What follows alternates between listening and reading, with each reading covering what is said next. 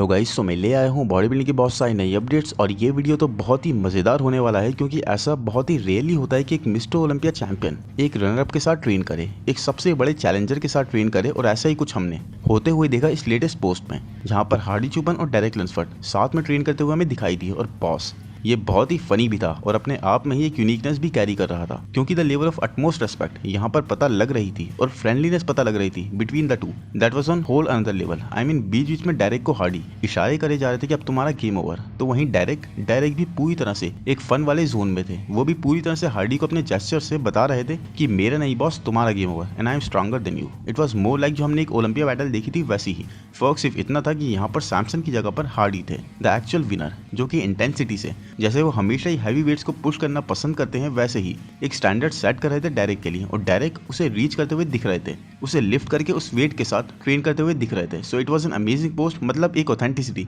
दोनों के ही नेचर की, वो प्रोफेशनलिज्म, फ्रेंडलीनेस और रेस्पेक्ट, ये सब कुछ ही दोनों प्रॉपर्ली शो कर रहे थे जो होनी चाहिए दो एथलीट्स के बीच में। It was really good. और जब भी ऐसा कुछ होता है तो एक बहुत ही नाइस मोमेंट होती है टू कैप्चर कि बैटल, एक्चुअल बैटल सिर्फ और सिर्फ स्टेज तक ही सीमित रहनी चाहिए और बहुत ज्यादा केसेस में वो रहती भी है। तो ये वो टाइम है जब आप लोग इस वीडियो को लाइक करें, इतना पुश कर दो गाइस कि स्पॉन्सर्स भी आपके ब्रदर को जल्दी ही मिल जाए। एक अच्छा स्पॉन्सर मेरे कंटेंट की तरह तगड़ा और मेरे ऑडियंस की तरह से ही तगड़ा। और सब्सक्राइब करने के लिए तो मेरे सब्सक्राइबर्स खुद ही बोल रहे हैं कमेंट्स में। आई मीन इतना बड़ा सौभाग्य, आई don't know man, I am very grateful कि मेरे कंटेंट को इतना पसंद करा जा रहा है कि सब्सक्राइबर्स खुद बोल रहे हैं टू द व्यूअर्स कि सब्सक्राइब कर लो इस चैनल को। I just want to say thank you guys इतनी ज़्यादा सपोर्ट दिखाने के लिए and we all are really going to work hard जैसे कि एरिन बैंक्स करते हैं। तो अब बात कर लेते हैं लीजेंड स्पोर्ट्स फेस्ट के विनर। क्या बात कर रहे हो, ये नहीं जीते थे? बट ये कैसे हो सकता है? ये तो क्या क्या बोलते थे, मतलब ये तो सेकंड प्लेस के लिए बुला रहे थे ना सबको, और सेकंड प्लेस इन्होंने खुद ही ले ली। Well anyways, jokes aside guys, jokes aside, I still believe कि एरिन एक बहुत ही ज़्यादा हार्ड वर्किंग और खुद को प्रूव करने वाले चैंपियन हैं एंड एरिन बैंक्स का रिटर्न एक बहुत ही ज़बरदस्त होगा। ये वो घायल शेर हैं जिनके बारे में KGF मूवी में बात करी गई थी, if you know what I mean. Erin का ये पोस्ट, बट उससे पहले एरिन की ये फिजिक देखो, absolutely unreal, absolute insane guys. मतलब ये रियल प्रोपोर्शंस तो लग ही नहीं रहा है। इनकी वेस्ट देखो, 23 इंचेस तो नहीं होगी but definitely one of the leanest waist on an athlete I have ever seen. और कुछ तो गलत हुआ था कार्ब लोड करते हुए, साइज भी डाउन था और ये भी बोल सकते हो कि he needed to be humbled. God ने ये डिसाइड कर लिया था कि एरिन बस थोड़े से हम्बल हो जाओ, बहुत ज़्यादा स्पीड से आगे जा रहे हो, और वही हुआ।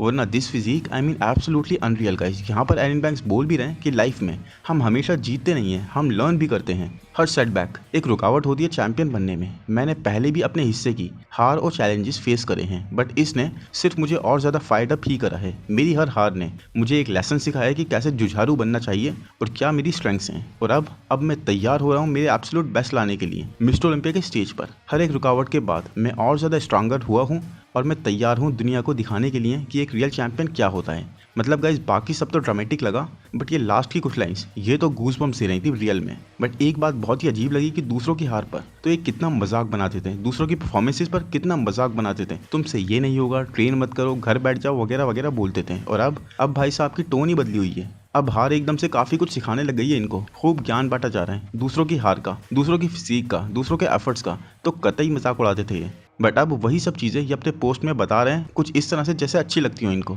तो आई थिंक ये ऑलरेडी हम्बल हो गए हैं। जब थोड़ी सी पढ़ी तभी समझ में आया। मतलब ये तो एक ऐसे थे जो सबको बोलते थे और अब सब मिलकर इनको बोल रहे हैं। हर कोई हर जगह पर इन्हें ट्रोल कर रहा है, इनकी वॉल पर। आई मीन पहले तो ये ब्लॉक कर देते थे, अब करो ब्लॉक। किस को ब्लॉक करोगे? लोग ट्रोल भी पता है क्या कर रहे हैं, बेकार की बातों से नहीं कर रहे हैं, बल्कि इनके अपने खुद के वर्ड्स यूज़ कर रहे हैं, खुद के स्टेटमेंट्स पोस्ट कर रहे हैं। तो वही है guys, what goes around comes around. But ये तो चलो इनकी बातों की बातें हो गई। अब अगर एक्चुअल में what I feel about Erin Banks की वापसी, तो इस बारे में ये चीज़ अनडिनाइबल है गाइज कि एरिन को कम आंकना या एक शो में हार जाने की वजह से टाइटल की कॉन्वर्सेशन से बाहर कर देना बिल्कुल भी सही होगा। Erin still mister men's physique, एक बहुत ही ज्यादा स्ट्रांग चैंपियन, एक बहुत ही ज्यादा स्ट्रांग माइंडसेट, एक बहुत ही ज्यादा स्ट्रांग वर्क एथिक्स वाले चैंपियन है और he has a lot to prove. क्योंकि गाइस कुछ भी बोलो, घमंड तो टूटा है और इनकी बातों को, इनके बचकाने ट्रोल्स को, इनकी फिजिक से, इनके वर्क एथिक्स से अगर आप अलग करके देखो तो इस फिजिक की, इस माइंडसेट की आप रिस्पेक्ट करोगे ही करोगे। सिर्फ genetics can not take you anywhere. तो इवन दो मैं भी आप लोगों की तरह से पसंद नहीं करता हूँ एरिन की वो कुछ चीजें,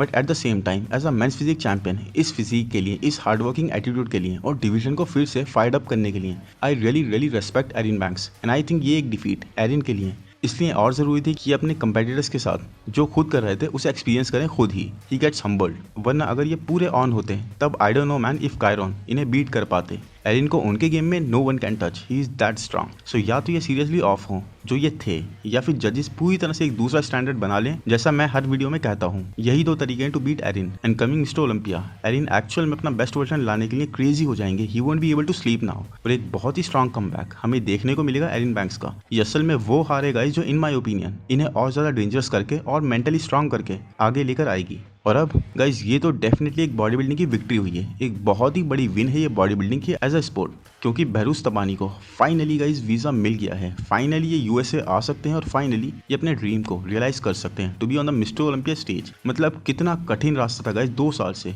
पूरी तरह से प्रेप में लगे हुए हैं बहरूज। दोनों साल क्वालिफिकेशन बहुत ही रेस्पेक्टेबल वे में प्रो शो जीत कर स्टेज पर खुद को प्रूव करके हासिल करी, और फिर भी दोनों ही साल मिन्नतें करनी पड़ी to get the visa.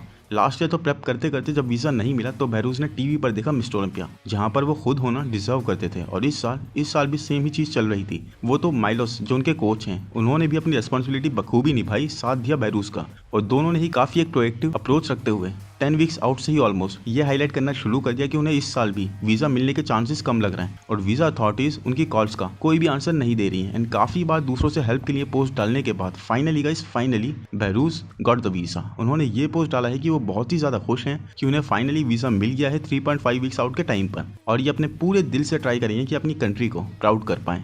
And absolutely guys I love such movements. कोई भी हो, किसी भी कंट्री का हो, किसी भी रिलीजन का हो, if that person works hard we must respect that person. So इनके हार्ड वर्क को, इनकी दुआओं को ऊपर वाले ने भी सुन लिया, एंड नाउ ये कर सकते हैं खुद को prove in front of the very best. और अब तो बॉस टॉप 10 की प्रेडिक्शन बिल्कुल ही चेंज हो जाती है इस अपडेट के साथ। एंड अब मैं आपको दिखाना चाहूंगा एक one of the finest physique, जिनको निक स्ट्रेंथ पावर ने तो नेक्स्ट एंड्रू जैक भी बोल दिया। बट आई थिंक ये एक बहुत बड़ा टाइटल देना होगा, क्योंकि Andrew Jack is only one, but ये physique guys IWB elite pro में एग्जिस्ट करती है और रिसेंटली मिस्टर वर्ल्ड का टाइटल जीती है। इनका नाम है Destiny, and look at his muscle bellies. कितनी ज्यादा क्लीन सेपरेशन है, कितनी ज्यादा इनकी रिफाइंड फिजिक है और क्लियर मसल बैलीज है। आई मीन एक बहुत ही ज्यादा aesthetic physique with some really great muscle mass. Separation भी बिल्कुल ही क्लीन आ रही है, स्ट्राइशंस दोनों ही क्वाड्स पर क्लियर विजिबल हैं, एंड सारे ही मसल्स प्रॉपर्ली पॉप आउट कर रहे हैं। तो लोग बोल रहे हैं कि बहुत जल्दी ये भी IWB एलीट प्रो से IWB प्रो में मूव होने जा रहे हैं फॉर बेटर अपॉर्चुनिटीज। और IWB प्रो में ये सबसे ज्यादा सूट आपको क्या लगता है कौन से डिवीजन में करेंगे? Well I think open division, क्योंकि नहीं तो किसी भी और डिवीजन में इनको बहुत ज्यादा मसल मास लूज करनी पड़ेगी।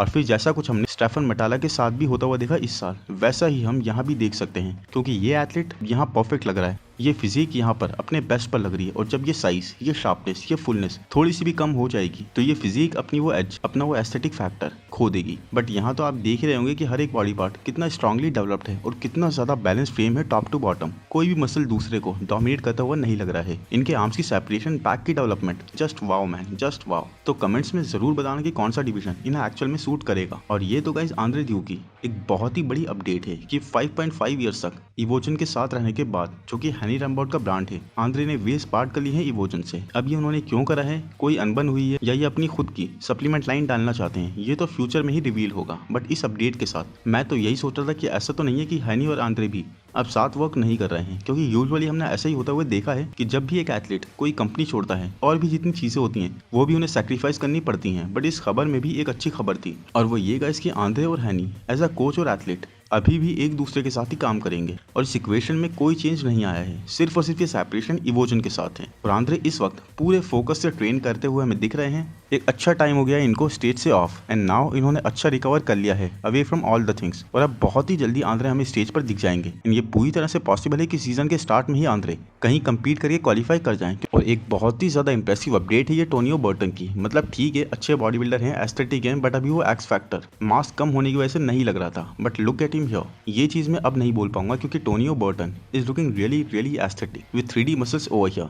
आई मीन प्रेप के टाइम पर, even when he is depleted, उस टाइम पर भी गाइस कितनी ज्यादा राउंडनेस इनके मसल्स में पता लग रही है। इनकी muscle bellies are crazy rounds. ये शोल्डर और आर्म का पोर्शन तो is just damn looking really good over here. और कैप्शन में ये बोल भी रहे हैं कि मैं पहले भी बोल चुका हूँ और अब दोबारा भी बोलूंगा, सिर्फ मसल मास काफी नहीं होगी। And I 100% agree with this statement. ऐसा कुछ ना कुछ एक्स फैक्टर होना ही चाहिए आपकी फिजिक में, ताकि आप हाईलाइट हो। क्योंकि मास के मामले में तो ब्रैंडन करी, निक वॉकर, माइकल क्विजो जैसे फ्रीक्स ऑलरेडी मौजूद हैं, तो उनसे तो कैसे ही मुकाबला करोगे। उनके जेनेटिक्स उस चीज में आउटस्टैंडिंग है। एंड आपको हमेशा अपनी स्ट्रेंथ्स पर ही खेलना चाहिए, क्योंकि निक ने ऐसा नहीं करा था आर्नोल्ड क्लासिक में। वो काफी लीन साइड पर आए थे एक मोस्ट ट्रेडेड वर्जन के साथ, और उसके लिए उन्होंने अपना फ्रीक फैक्टर जो उन्हें यूनिक बनाता है, जो उनकी स्ट्रेंथ है, उसे सैक्रिफाइस सैक्रिफाइस कर दिया था। तो इसीलिए आपको अपनी स्ट्रेंथ पर ज़्यादा फोकस करना चाहिए, ना कि नंबर्स पर जो आपकी वेइंग मशीन शो कर रही है। और वही टोनियो यहाँ पर करने का ट्राई भी कर रहे हैं। इनका शेप, इनका टेपर क्रेजी लग रहा है यहाँ पर। I mean look at his waist guys, कितनी ज़्यादा और भी रिफाइन कर ली है टोनियो ने। And yes, in 3D pop out करते हुए मसल्स के साथ आई थिंक एक बहुत ही ज़्यादा स्ट्रॉन्ग चांस बनता जा रहा है अब टोनियो का